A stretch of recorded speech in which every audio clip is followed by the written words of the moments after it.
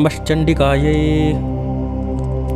श्रीमद्देवी भागवत महापुराण द्वितीय स्कंध अथ षष्ठोऽध्यायः।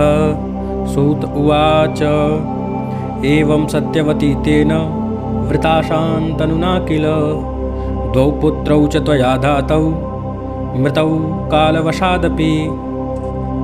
सूत जी कहते हैं, इस प्रकार उन शंतनु ने सत्यवती से विवाह कर लिया।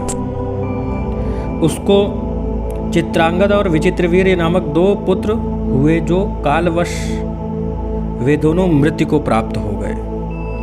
पुनः व्यास जी के तेज से धृतराष्ट्र उत्पन्न हुए जो जन्म से ही अंधे थे, क्योंकि मुनि को देखकर उस स्त्री ने अपने नेत्र बंद कर लिए थे। तत्पश्चात छोटी रानी व्यास जी को देखकर पीली पड़ गई थी, जिससे व्यास जी के कोप के कारण उसके शरीर को पांडु रोग हो गया।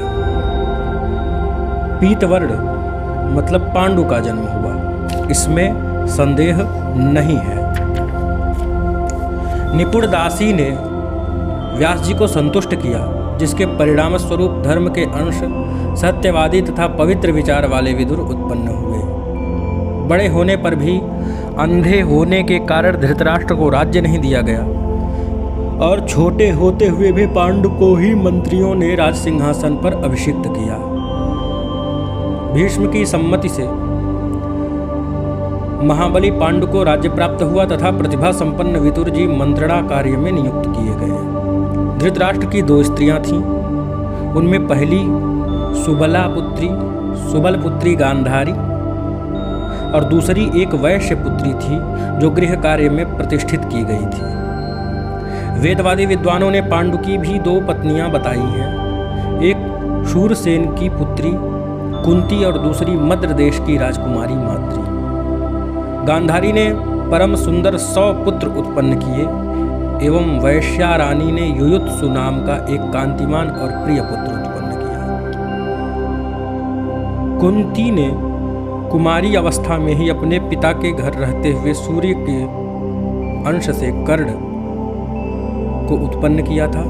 तदनंतर कुंती का विवाह पांडु से हो गया। ऋषिगण बोले कि हे मुनिवर सूत जी, आप यह कैसी आश्चर्यजनक बात बता रहे हैं। पहले पुत्र उत्पन्न हुआ और बाद में पांडु के साथ कुंती का विवाह, ये तो आश्चर्यजनक है। सूर्य के द्वारा कन्या कुंती से कर्ण की उत्पत्ति कैसे हुई, वह कुंती पुनः कैसे कन्या रह गई जो पांडु के साथ उसका विवाह हो गया,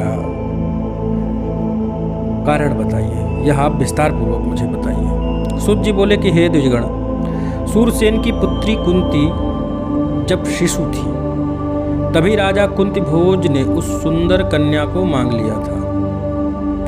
उन्होंने उस चारुहासिनी कन्या को अपनी पुत्री बनाकर रखा और उसे अग्निहोत्र के काम में नियुक्त कर दिया। एक बार महर्षि दुर्वासा आ पहुँचे वहाँ, चातुर्मास्य के लिए वहीं रहने लगे। कुंती ने उनकी सेवा की, जिससे मुनिवर प्रसन्न हुए।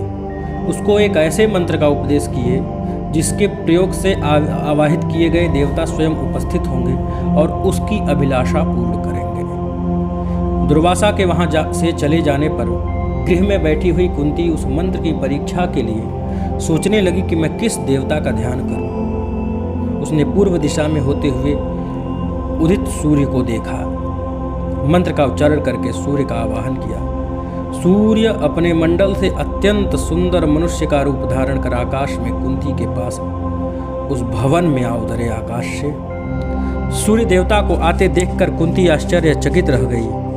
वह सुंदरी कांपती हुई तत्काल रजोधर्म को प्राप्त हो गई। उस समय सुंदर नेत्र वाली कुंती हाथ जोड़कर खड़ी हो गई और सूर्य से बोली, मैं आपके दर्शन से प्रसन्न हुई, अब आप अपने मंडल को चले जाएं। सूर्य ने कहा कि हे कुंती, तुमने मंत्र बल से मुझे क्यों बुलाया है? तुम मुझे बुला करके भी अपने समक्ष उपस्थित मुझ सूर्य की सेवा क्यों नहीं करती? हे चारुलोचने, मैं इस समय कामार्त हूँ, अतः प्रेम के साथ मेरा सेवन करो। मंत्र के द्वारा अधीनता को प्राप्त मुझको तुम विहार करने के लिए ले चलो। कुंती बोली, हे धर्मज्ञ, मैं अभी कन्या हूँ। हे सर्वसाक्षिन, मैं आपको प्रणाम करती हूँ। हे सुब्रत, आप मेरे प्रति अनुचित बातें न कहें, क्योंकि मैं कुलीन कन्या हूँ। सूर्य बोले, यदि मैं इस समय व्यर्थ लौट जाता हूँ तो मेरे लिए बड़ी लज्जा की बात होगी और मैं सभी देवताओं में निंदा का पात्र बनूंगा, इसमें संशय नहीं है। हे कुंती, यदि तुम मेरे साथ रमण नहीं करोगी तो मैं तुम्हें तथा उस मुनि को शाप दे दूंगा जिसने तुम्हें वह मंत्र बताया है। हे सुंदरी, तुम्हारा कन्या धर्म स्थिर रहेगा, इस रहस्य को लोग नहीं जान सकेंगे तथा हे वरानने, मेरे समान ही तेजस्वी पुत्र को तुम प्राप्त करोगी। ऐसा यह कहकर सूर्यदेव अपनी ओर आसक्त मन वाली तथा लज्जाशील उस कुंती के संसर्ग करके उसके संग उसे मनोवांछित वरदान देकर चले गए। इस प्रकार उस सुश्रोणी कुंती ने गर्भ धारण किया और वह अत्यंत गुप्त भवन में रहने लग गई। केवल उसकी एक प्रिय दासी ही इस रहस्य को जानती थी। कुंती के माता पिता भी इसे नहीं जानते थे। यथा समय उसी गुप्त भवन में कुंती को एक अत्यंत सुंदर पुत्र उत्पन्न हुआ, जो सुंदर कवच तथा 2 कुंडलों से युक्त था और उसके दूसरे सूर्य तथा कुमार कार्तिकेय के समान शक्ति जैसा प्रेरित प्रतीत होने वाला वह बालक। धात्री ने उसे अपने हाथों से उठाकर लज्जा युक्त कुंती से कहा, हे सुंदरी, मैं यहाँ हूँ, अतः तुम किस बात की चिंता कर रही हो। तत्पश्चात काष्ठ मंजूषा में पुत्र को छोड़ती हुई कुंती कहने लगी, हे पुत्र, मैं क्या करूं, मैं अत्यंत दुखित हूं जो कि तुम प्राण प्रिय को त्याग रही। मैं अभागिन तुझ सर्व लक्षण संपन्न का परित्याग कर दे रही। सगुड़ा निर्गुड़ा तथा सबकी स्वामिनी हे भगवती अंबिका, मेरे पुत्र की रक्षा करो। वे जगत जननी कामप्रदा कात्यायनी तुम्हें दुग्ध पान कराएं। हे पुत्र, तुम साक्षात सूर्य नारायण के पुत्र हो और मेरे प्राण प्रिय हो। ऐसे तुमको इस निर्जन वन में एक दुष्ट तथा कुलटा स्त्री की भांति छोड़कर मैं कब तुम्हारा अति सुंदर कमल मुख देख पाऊंगी। हे पुत्र, प्रतीत होता है कि मैंने पूर्व जन्म में भी तीनों लोकों की जननी भगवती की आराधना नहीं की तथा भगवती शिवा के सुखदायक चरण कमल का सेवा मैंने नहीं किया, ध्यान कभी नहीं किया। इसी कारण मैं सदा अभागिन हूँ, ऐसा मुझे लगता है। मैं तुम्हें इस वन में त्याग कर जानबूझकर स्वयं किए गए इस पाप का स्मरण करती हुई संताप सहूंगी जीवन पर्यंत। इस प्रकार कुंती ने मंजूषा में रखे उस पुत्र को लोगों की दृष्टि से बचाते हुए भयभीत भाव से धात्री के हाथ में दे दिया। तत्पश्चात स्नान करके भयभीत वह कुंती अपने पिता के घर में रहने लग गई। जल में बहती हुई वह मंजूषा अधिरथ नाम के सूत को प्राप्त हुई। उस सूत की भार्या राधा थी। उसने बच्चे को मांग लिया। इस प्रकार सूत के घर में पलकर वह कर्ण बलवान तथा वीर हो गया। इसके बाद स्वयंवर में कुंती का विवाह पांडु के साथ हुआ। उनकी दूसरी पत्नी मद्र देश की राजा सुलक्षणा कन्या माद्री थी। एक बार वन में आखेटक करने में तत्पर महाबली पांडु मृग समझकर रमण करते हुए मुनि पर प्रहार किया। तब उस कुपित मुनि ने पांडु को शाप दे दिया कि यदि तुम स्त्री के साथ संसर्ग करोगे तो तुम्हारी मृत्यु हो जाएगी। मुनि के शाप से भयभीत पांडु अत्यंत दुखी हुए। वे राज्य त्याग कर वन में रहने लग गए। हे मुनिवर, उनकी दोनों पत्नियां माद्री और कुंती भी सती धर्म का आश्रय लेकर उनकी सेवा करने के लिए उनके साथ वन में चली गई। राजा पांडु गंगा जी के तट पर मुनियों के आश्रम में रहने लगे और धर्मशास्त्रों का श्रवण करते हुए तपस्या करने लग गए कठोर। किसी समय कथा प्रसंग में सम्यक प्रकार से पूछने पर किसी मुनि द्वारा कहा गया कि यह मार्मिक वचन राजा ने सुना। हे परंतप, अपुत्र की गति नहीं होती, वह स्वर्ग जाने का अधिकारी नहीं होता। अतएव किसी भी उपाय से पुत्र उत्पन्न करना चाहिए। अपुत्रस्य गतिर्नास्ति